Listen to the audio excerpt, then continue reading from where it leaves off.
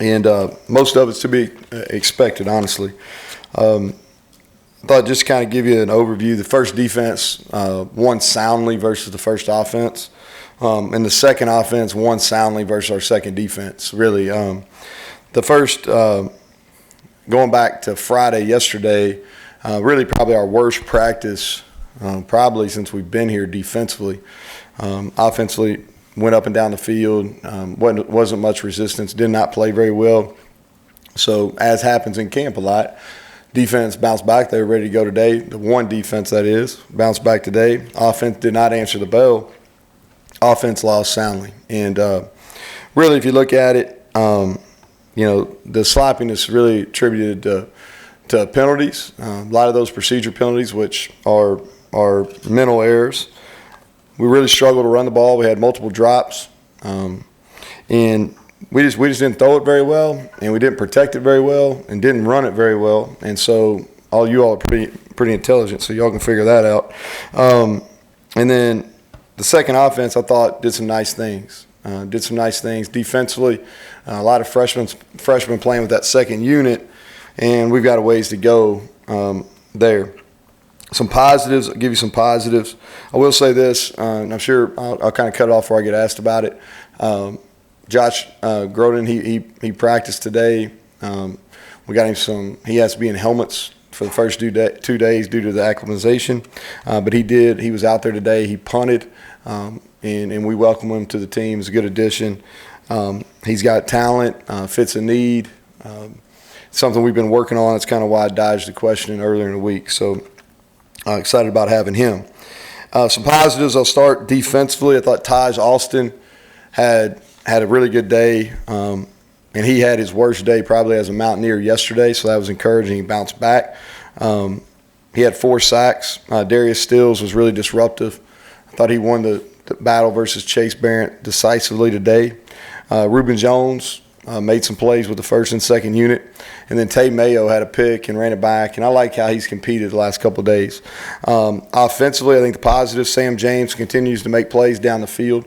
Excited about him and his potential. Sean Ryan and George Campbell both made some downfield plays on go balls, which is something that we needed, and the reason we added those guys. And then T.J. Simmons was pretty consistent. Sinkfield played the best of all our backs, and then Trey Lowe. Trey Lowe had a really good day. He led a couple scoring drives and really played well. So that's where we're at. I'll say this is we've got a lot of work to do. The good news is we've got plenty of time to get there.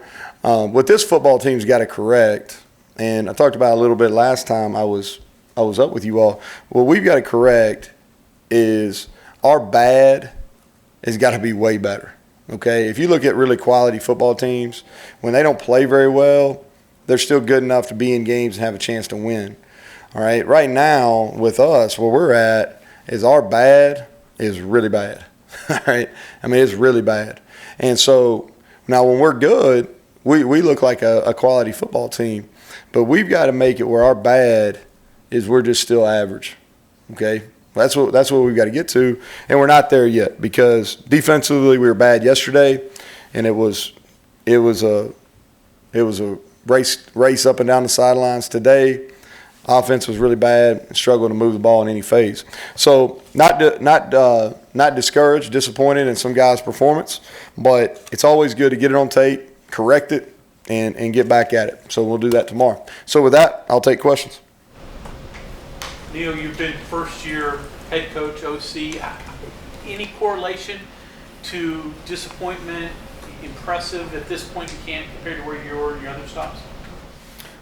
This is a little bit unique just because what we lost, or I say it wasn't we at the time, but what West Virginia lost off last year's team, especially offensively, makes this totally unique. If you go back and kind of go through it, at Texas Tech, really had some playmakers back. Quarterback that had played was back. Actually, 2 quarterbacks that had played were back. So we had some pieces to work with. Go to Kentucky is completely starting new. Okay, played just a lot of freshmen. Really struggled in the first year as we played those freshmen. And then at Troy was just a program that wasn't in a good position. and we knew year one was going to be kind of a growing phase. This is unique in the fact is because we're replacing so many off a really good offense, and so that's the different part. Okay, and we got so many new faces. If you think about, especially on offense, how much our roster's changed going back to December, it's really incredible. So different. Different. I do think we have some pieces. Those pieces got to be more consistent, and that's our job as coaches to get that done. Health-wise, were you missing a lot of pieces today? Or were you? Nah, we got some people banged up in the scrimmage, Alex, but we went into it relatively healthy. We going into it, I think one guy was out or two guys were out for the scrimmage. But we came out of it. We had some bumps and bruises. I'm not sure if anybody was significantly injured, but we were pretty healthy, especially 7 days in. Neal, you mentioned Trey Lowe. How did the other quarterbacks look today? I didn't think as a group the quarterbacks performed very well. I'm hesitant to be critical till I watch it.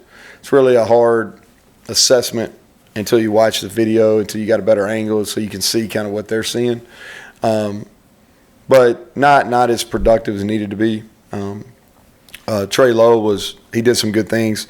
We let him run the ball, and he did some nice things in the running game, and then hit a long touchdown as well. What does Quandarius Qualls give you as a pass rusher in that advantage spot? He's got the best ball get off. His ball get off's the best we have. He's the best natural pass rusher we have on our football team.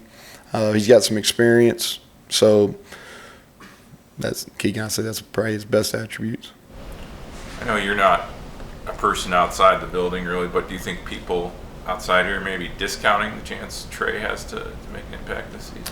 I don't know. I try to, once we get rolling here, I really don't have a whole lot of feel kind of what's going on outside of here.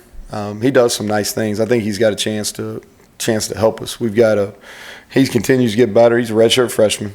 He got to play a little bit in the bowl game, but he's a redshirt freshman, and he's a little bit on a roller coaster right now. He's up and down, but today, we let him. He played more continuous snaps, and I thought he showed some real positive signs. Coach, the bad that I guess you're bringing up, is it fundamentals? Is it just the lack of attention, and how correctable do you think? I think you get better. I think that I'm not sure you're going to see a whole lot of coaches that are real pleased with their football teams probably a weekend. There's so much timing, especially on offense. It takes a while. What happens is, and sometimes it's good. That's what I told this to our team is, I'm not necessarily upset that we had some struggles on offense just because we got some guys think they're better than they actually are. And they think that sometimes they don't need to take coaching. So it's good to say, hey, actually if you did what you're supposed to do right here, this is the play that's supposed to be made.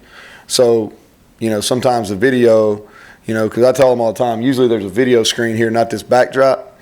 And I say, hey, your video will tell your story. So don't tell me who you think you are. Let's watch the video and let's see who you are. All right? Because it really doesn't matter what you say and what you think.